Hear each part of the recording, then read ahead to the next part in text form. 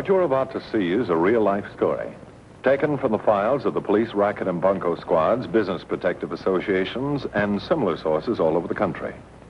It is intended to expose the confidence game, the carefully worked-out frauds by which confidence men take more money each year from the American public than all the bank robbers and thugs with their violence.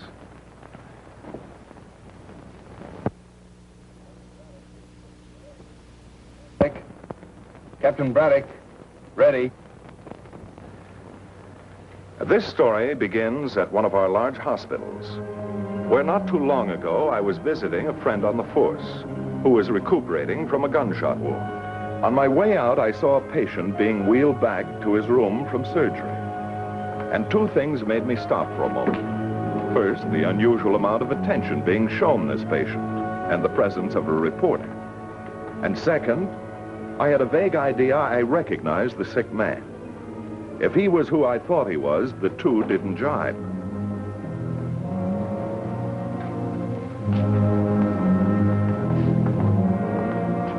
Say, you're Captain Braddock, aren't you? Police department? Yeah, that's right. You don't happen to know the name of that patient, do you? Yeah, Nichols. He's a police captain, too. I wanted to ask if you knew him. Nichols? No, not offhand, no. This is my first day on the paper, and I want to bring in a good story. But I can't seem to get a word out of anyone in there. I thought if you knew him, you could help me out. How do you mean?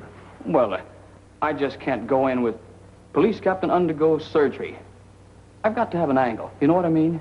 Well, maybe there isn't any. Just police captain undergoes surgery. No, there must be something. Did you see the attention they were giving him? 2 doctors, 2 nurses, an attendant, and the head of the hospital. If he rates all that attention, he must be somebody special. That's what I want to find out. That's my angle, see? Well, I don't know.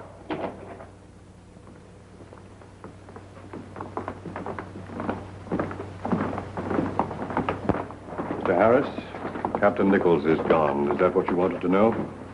Gone, huh? Was he anyone special? I mean, besides being a police captain. Well, he'd been on the force for quite a while. At least I understand he had. He came here for a not too serious operation, and he failed to pull through. That's about all. Well, why all this fuss? Well, you might say that we accorded him the privileges of his rank. I see. You wouldn't talk to me before, sir. You or any of your staff. Is there some reason for this? I mean, is there anything that you couldn't tell me then that you could tell me now? Yes, there was. I don't suppose there's any harm in telling you now. When Captain Nichols came here, he asked to have his presence kept a secret. Secret? Why? He was up for promotion to the rank of inspector. If the department found out about his operation, which of course he was quite sure he'd pull through, they would have removed his name from the promotion list. As superintendent of the hospital, I saw no harm in keeping his confidence. I'm sure you understand. You won't quote me, will you? No, I can't use it. It's dead as an angle. Tied with Nichols. Yes, I suppose it did. Well, Harris, stop by my office on the way out, and I'll give you the captain's full name and address and anything else like that you might want. Well, that's it. Police captain succumbs. Period. I thought sure there was an angle here. Something I could toss on the city desk and take a bow for. I'll give you it. Really? I'd sure appreciate it, Captain Braddock. What do you know about him? Plenty. First, his name was Nichols. Come on over here where we can sit down.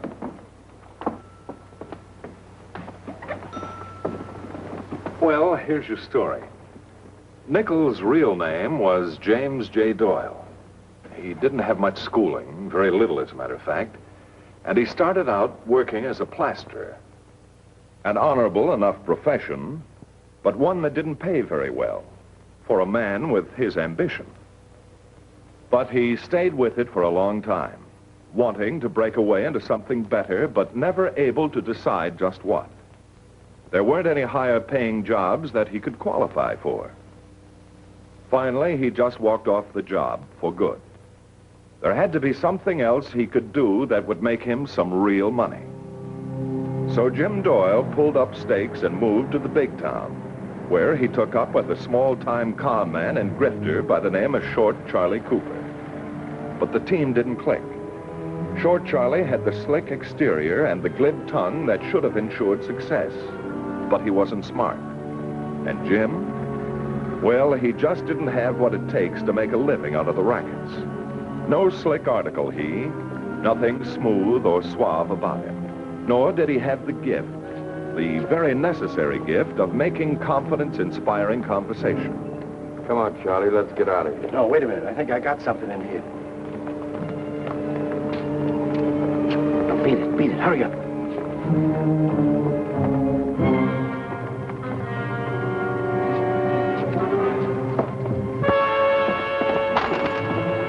I'm sorry. That's all right. Here you are, Sonny. I didn't drop them. Well, sure you did. No, they're yours. I didn't have any money in my hand when I came out. Well, that's funny. Neither did I. Homeless money. How do you like that? Tell you what I'll do. I'll toss you for it, okay? Okay. What do you call? Heads. Heads. Heads it is. How about again? I've got nothing to lose. For a buck. A buck. What do you like this time? Tails. Tails. This must be your day, Sonny. And while Short Charlie Cooper worked the old two-headed coin dodge on the sucker, Jim Doyle waited to make his entrance. When Short Charlie lost $3, Doyle was supposed to stroll by, stop, watch a moment, and then, as a passerby unable to resist a little friendly gambling, get into the game and take the sucker for all he had on him. Say, you two, what's going on here? A cop. What's the matter with you, anyway? There goes $3. You're supposed to be nice, friendly. The teeth. Get the guy's confidence. Don't scare him away. Can I help it? A cop. You couldn't grift ice in the wintertime. Well, let's go home. Wait till my wife hears we lost again.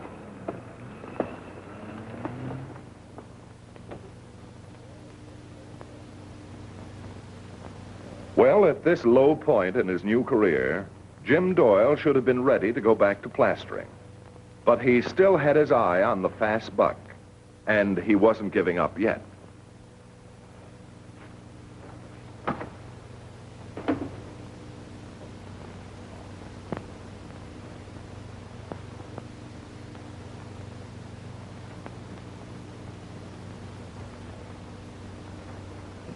Charlie, I think I got an idea for some big dough.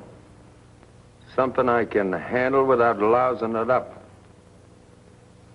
Yeah? What? I just got the general ideas so far. I gotta work it out. Know how to handle the details. But it's there, Charlie. I know it. Just give me a little time. Well, hurry up so I can tell Amy. Hey, we got a beer in the house? I can think better with a beer.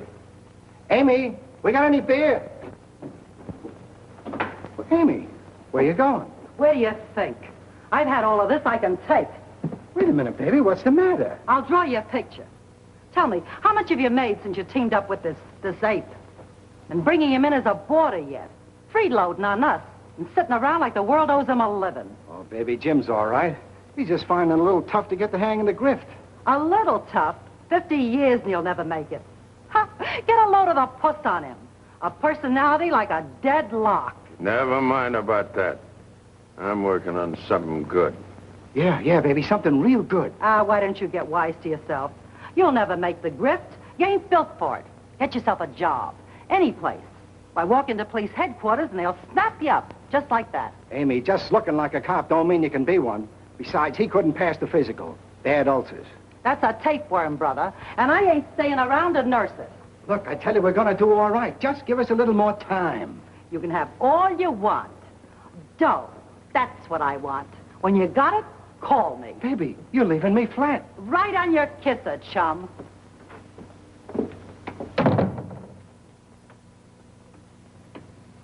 Well, are you thinking? The beer. Oh.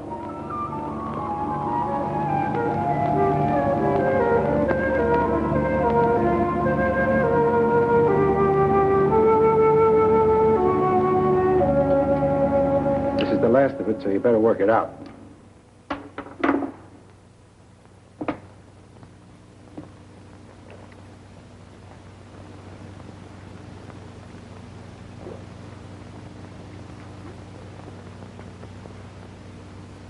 Well, are you thinking or just wasting the stuff?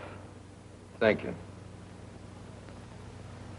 Look, I don't look like a con man, right? No sweet talk, right? Yeah. We know all about that.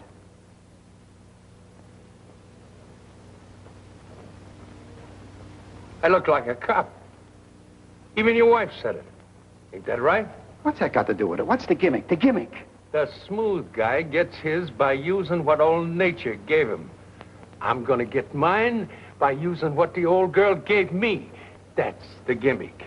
Oh, brother, you're gonna join the force. You can't. You got ulcers, you told me. Besides, cops make peanuts. I thought this was gonna be for big dough. Who said a cop? What else could I pass for besides a cop? A jerk, that's for sure. A fireman, huh? Captain Blaney of the fire department.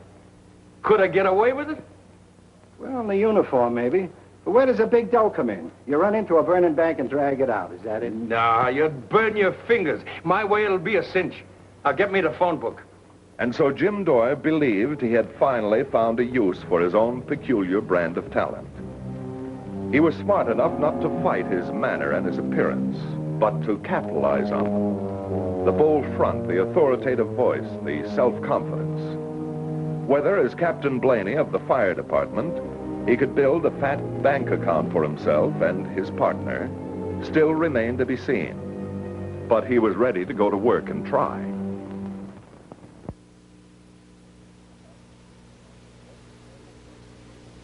The heart of the city was the fertile field Jim Doyle selected to test his innate skill against men of wealth.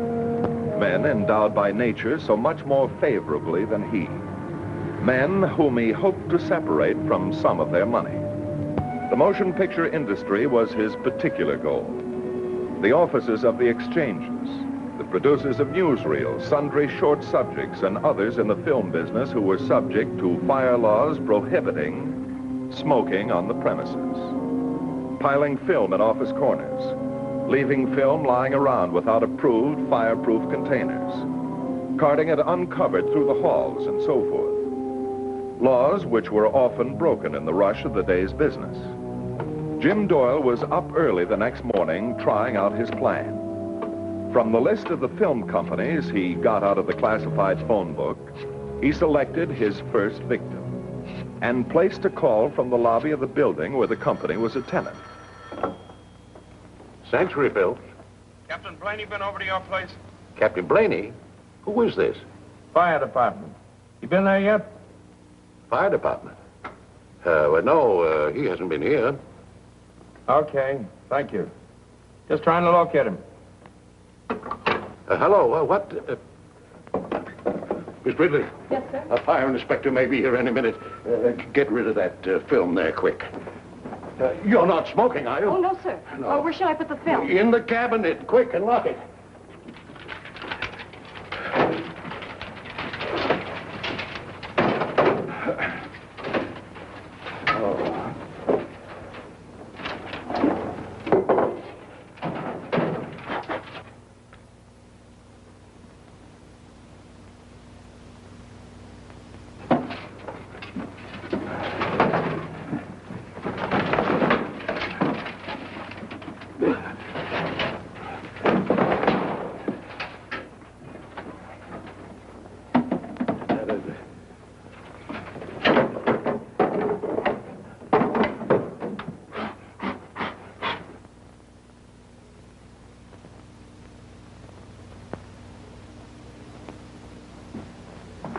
Anything else? Quick now. I don't see anything. All right, get back to work. Get back to work. It's not only a fine. I could lose my job. Mr. Abaddon. Yes? What, if you want to smoke, go outside. Oh, yes.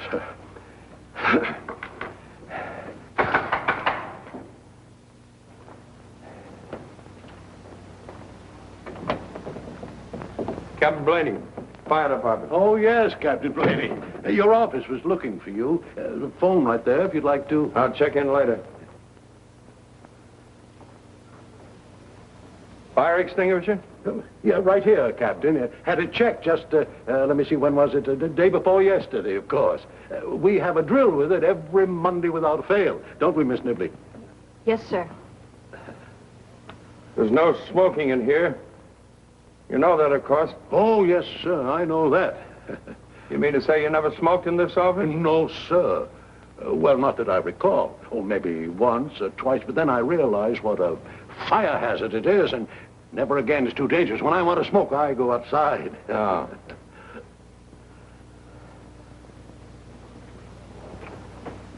What do you keep in here? Oh, that's for stationery, Captain. We keep our stationery in there, don't we, Miss Nibley? Yes, it's a stationary cabinet. You keep it locked, huh? Yes, company books, you know. You ever around here, neighborhood, lunchtime, Captain? Sure, why? Well, I thought there's a new place opened down here on 8th, and I thought maybe... Thanks. But I don't eat lunch. Who put up these petitions? Oh, the building, Captain, the building. But you told them where they went. Well, yes, I did. Is anything wrong, Captain?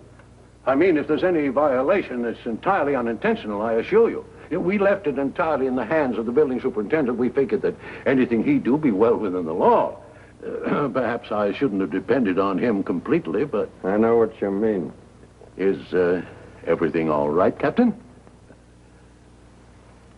Well, let me ask you. Anything wrong you know of? Oh, no, sir. Not a thing. Not a thing, is there, Miss Nibley? That's right, Mr. Abaddon. I meant that little black book, Captain. You made some entries that... Department business. Oh. Confidential. Well, I'll be seeing you. Yes, I hope so. Do you think he's going to report us, Mr. Abaddon? He's going to throw that little black book at us. If I'm tabbed for any violation, I'm through. The head office has warned me at least a dozen times. I'm sure he knew we had film in that cabinet. All right, well, don't just sit there. Get the boy and have him put the film in the vault. And you see there's no more film brought in here. And no more smoke. You go outside when you want to smoke, understand? Yes, sir. Well, Jim Doyle's act went over with a bang. The remarkable thing about it was that it was completely unrehearsed. Just Jim Doyle being himself, letting nature take its course. And it set the stage for part 2 of the little drama. That's, some film was brought into the office here by mistake. You know, it's a terrible thing the way some people violate the fire laws. You never catch me doing that. It's all right. I'm not with the fire department. Well, that's a relief. I'm with the BPORF, Benevolent and Protective Order of Retired Firemen. I just dropped by to pick up a check and thank you for your ad. Ad? Yeah, the BPORF souvenir program. You know, for their semi-annual affair. Aren't you Mr. Monlux, Acme Productions? No. This is Century Film. I'm Mr. Abaddon. Well, I guess I dropped into the wrong office. Well, as long as I'm here, Mr. Abaddon, how about taking an ad in the program? Everybody in the building's getting in on it. Well, I don't know. Well, it's for a worthy cause. Not only for the retired firemen, but their families. The widows of the men killed in the line of duty. The organization with a heart, they call it. Well, you see, the firm doesn't have a budget for that type of thing. Well, I'll be very happy to take your personal check, Mr. Abaddon. It's only $100 a page. That's quite a sum of money, especially right now. I think I'm going to have to pay a stiff fine. A fire captain was just here. Oh, he nipped you, huh? Yeah. Couldn't talk him out of it. No, not this fella. He's a tough customer. Yeah, some of them are real tough. You're telling me. Until you get to know him. Now, you take Captain Chuck Blaney, for instance. On the outside, hard as rocks. Inside, sponge cake. If you know how to handle him. Say, Blaney's the one. Do you know him? Chuck? One of my closest friends. You think you could, it isn't only the money that bothers me. It's the head office. They'd pack me in sure if I... Well, the BPORF is old Chuck's favorite charity. The real weakness, I'd say. I'm having him over for supper tonight. I could talk to him. Say, if you could get him to drop the charges, I'd be grateful. Very grateful. Do you think you could? I tell you what I'll do. I'll make a deal with you for a full-page ad in the program. That way, we'll chalk it up to charity, and all three of us will be happy. Not because we're doing something for ourselves, but for a worthy cause. How about it? Fair enough? Well, all right. Put me down for a page. Have it say, good luck from Century Film. Compliments of Mr. Herbert Abaddon.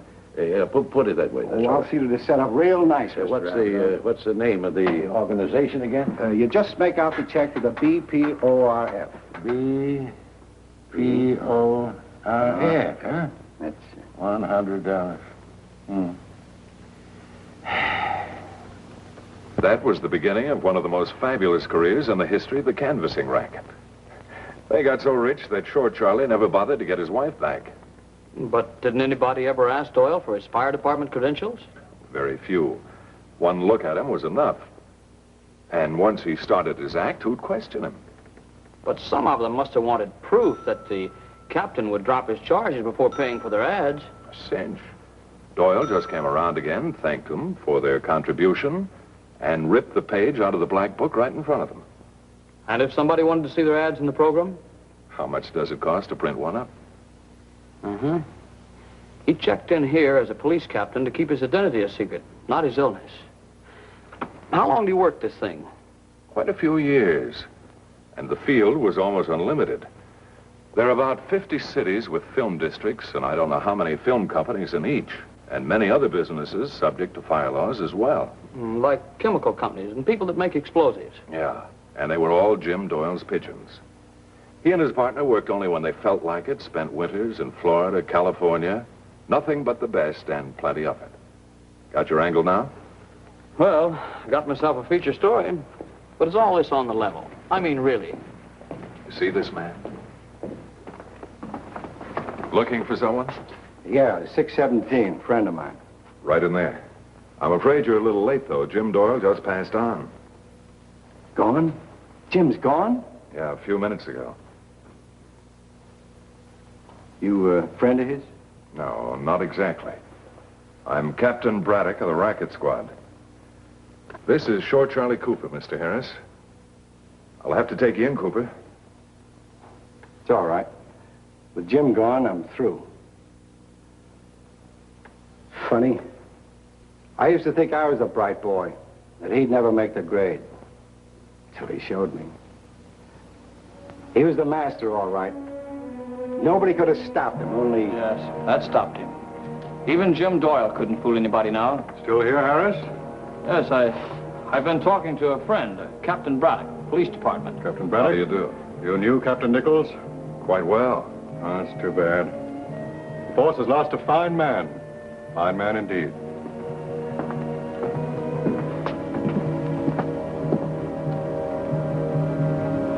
So Jim Doyle couldn't fool anybody now, huh? Well, I'm ready.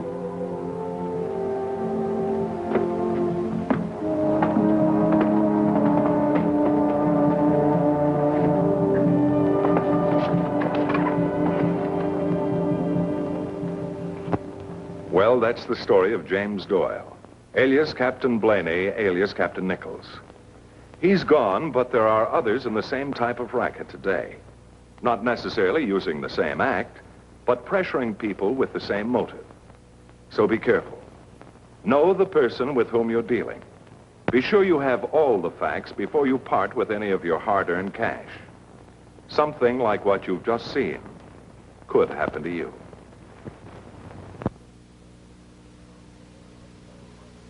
Closing this case now, or rather the courts will, but there'll be others, because that's the way the world is built. Remember, there are people who can slap you on the back with one hand and pick your pocket with the other. And it could happen to you.